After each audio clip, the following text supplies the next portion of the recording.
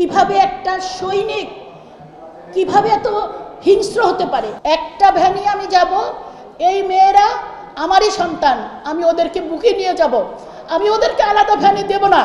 একটা বিল্ডিংয়ের মধ্যে 6টা ফ্যামিলির 6 জন অফিসার সেই বিল্ডিংয়ে শহীদ হয়েছেন। যাক, অনেক কথা হয়তো সবগুলা বলা যাবে না এখানে, কিন্তু এক পর্যায়ে যখন গোলাগুলি হচ্ছিল তখন ভীতু হয়ে ভিতরে বসেছিলাম। আমার হাজবেন্ড 250-টিরও বেশি ডিজাইন অপশন নিয়ে ওয়ালটন স্মার্ট ফ্রিজ, বোঝে আপনার প্রয়োজন।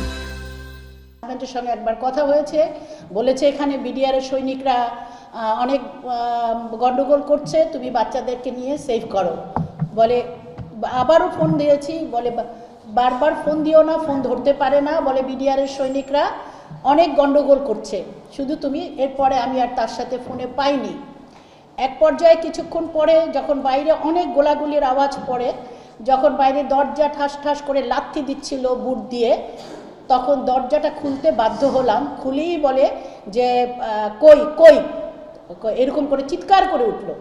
সেদিন ঘটনাক্রমে আমার বাসায় কিছু গেস্ট ছিল এবং এই যে গোলাগুলির সময় আমাদের বিল্ডিংয়েরই নিচের 2 অফিসারের ফ্যামিলি, ওই তারা ভাবিরা বাচ্চাদের ম্যাট্রিক পরীক্ষা ছিল, ওদের সাথে ওদের মা চলে গেছিল কিছু, আর বাসায় কিছু ভাবিদের ছেলে মেয়েরা ছিল, ওরা দৌড়ে আমার বাসায় চলে আসছিল, ইভেন ওদের সার্ভেন্ট সহ আমার বাসায় চলে আসছিল এবং আমার বাসায় অনেক গেস্ট ছিল, আমরা সবাই একসাথে ছিলাম।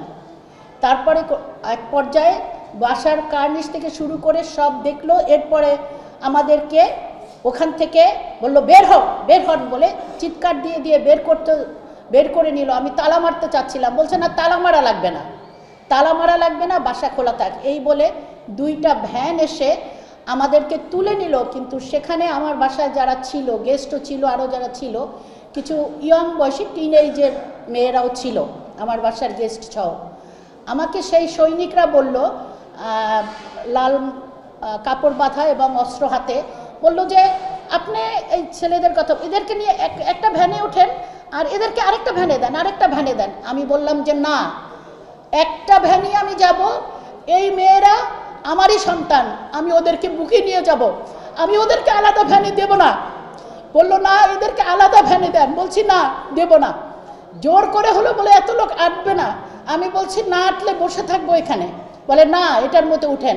জোর করে ওটার মধ্যে আমরা সবাই একটার মধ্যে উঠছি, কিন্তু আমি কোনো সন্তানকে হাতছাড়া করি নাই।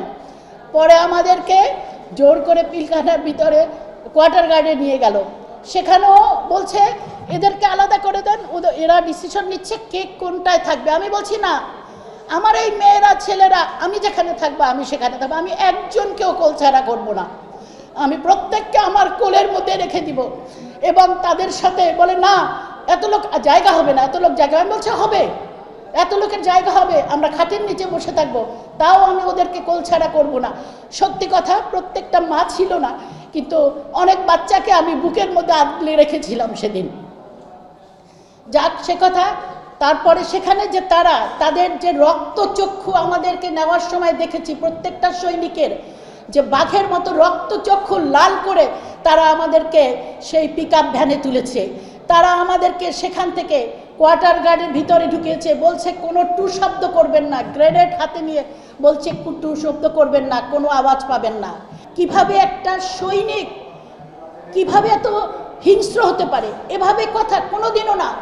যখন বের হয়ে যায় ওই 25 তারিখে, বিশ্বাস করবেন, সকালবেলা আমার বাসায় আমার কুক এসেছিল রান্না করতে নাস্তার জন্য। সেই কুককে দেখি মাথায় লাল কাপড় পরে অস্ত্র হাতে নিয়ে সেও জয়ধ্বনি গাচ্ছে সৈনিকদের সাথে।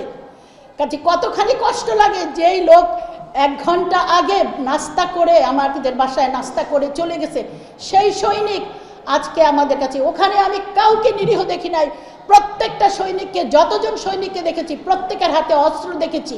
হ্যাঁ, আমাদের হাজবেন্ডকে কারা মেরেছে আমি দেখি নাই, আমি ওখানে সবাইকে বাংলায় কথা বলতে শুনেছি, কোয়ার্টার গার্ডের ভিতরেও বাংলায় কথা বলতে শুনেছি। সায়রা খাতুনরা যখন আসলো তখনও সবাই আমাদের সাথে বাংলায় কথা বলছে, কোনো হিন্দি কথা বা ইংলিশ কথা কোনো কিছু আমরা শুনি নাই।